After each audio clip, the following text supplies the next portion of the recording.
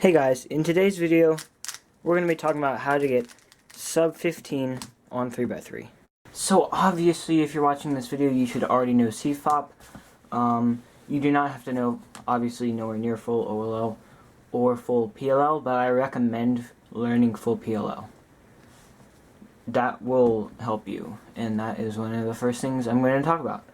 So, obviously,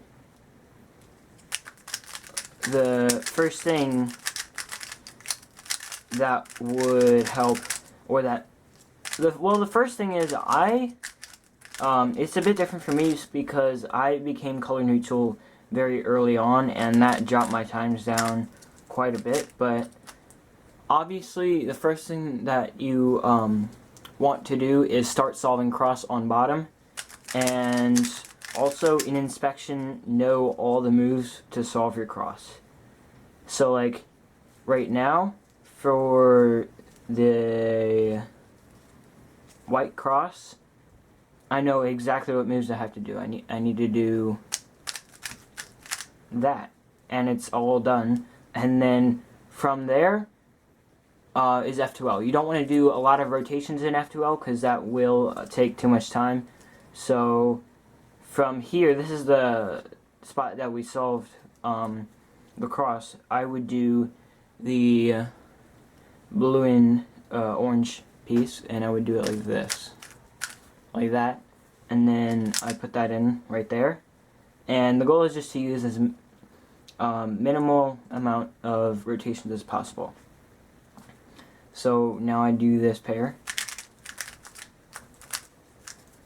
I wouldn't do an F right here. I would rotate, because then I get a better position on these other cases.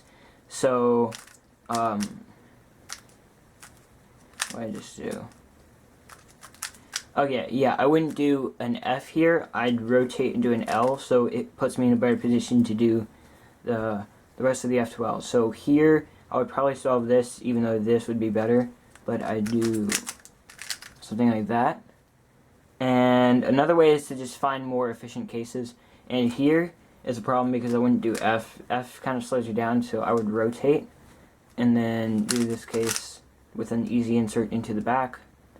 And then I get an OLL that I know, but if you don't know it, then you solve the cross, and you should have a rough idea of what you're going to get. So obviously here we have it's set up like this, and you can even use this method that I think is out there, but I'm not sure, and it's just use the solve the corners first, orientate the corners first, and like a 2x2 you just do that algorithm, and then you do this algorithm.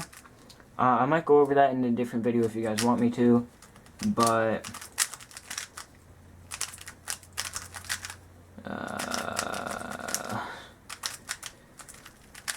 back to the case that I had right here. So I know this case, so I would learn some OLLs, but I wouldn't learn all of them. So I do that OLL, and then last layer. So for U-perms, you definitely want to be doing at least this type of thing.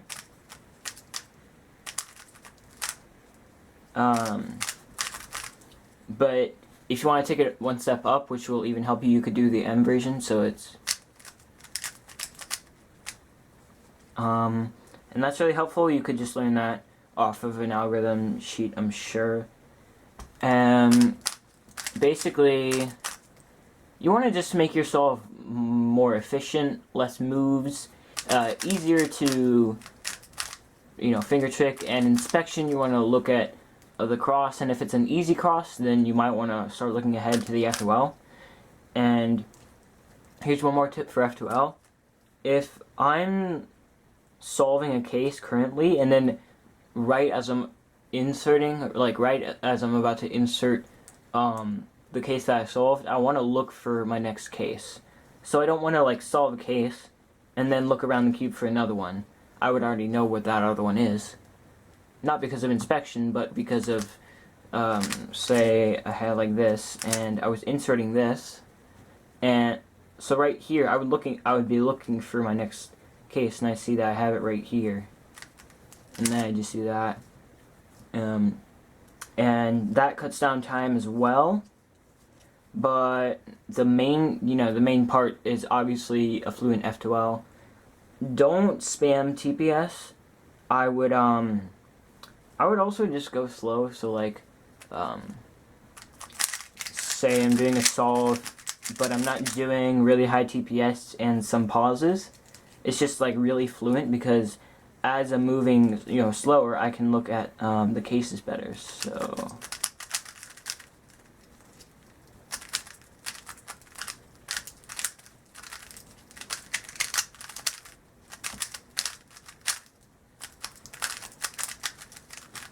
Just like that. And one last thing for PLL, if you don't know full PLL, at least know these cases where there are no pairs of corners that are solved that are together that make headlights. At least learn these cases. So this is a Y-perm. And also learn the V-perm. Like here, I would definitely learn the V-perm. Or at the very minimum, just know at least one of those cases, because then they'll take you straight to a U-perm instead of just doing the normal algorithm ×2 and then a U-perm. That just takes up too much time. So one more thing that isn't really technique or skill, it's just get a good 3x3. You shouldn't be using a Rubik's brand currently or anything that's too bad. I wouldn't get anything over the top, but you can still get sub 15 with an MF3RS or Yushin Low Magic, or I know this is a bit expensive, but it's a Yushin Hualong. There are some great budget cubes out there, like the new WadeKubes, but basically, yeah, that's the one thing I would say for that. And also, if your cube is not lubricated, then please clean it out at least, because I've seen some pretty dirty cubes that they just don't bother to clean out, and that just causes the cube to get slower and just overall dirtier, and not a great feel to it. So I would definitely clean out your cube if it's not lubricated, and if you want to lubricate it, then clean out your cube before you do. If you want to see a video on how to lubricate a cube, I think I have one, or at least I think I have one that shows how. I'm not sure. Gosh, I made a lot of videos on what certain lubricants do, so you could check those out. And I guess you could just go from there, because I do use one technique throughout, and that's just putting a drop of lube in here and then doing the opposite corner, and then if it's one more, then I choose one of these middle corners. But yeah, that's it for this video. I hope you all enjoyed, and I will see you all probably not tomorrow, probably the next day, because I have something going on tomorrow. Sorry about that, but bye.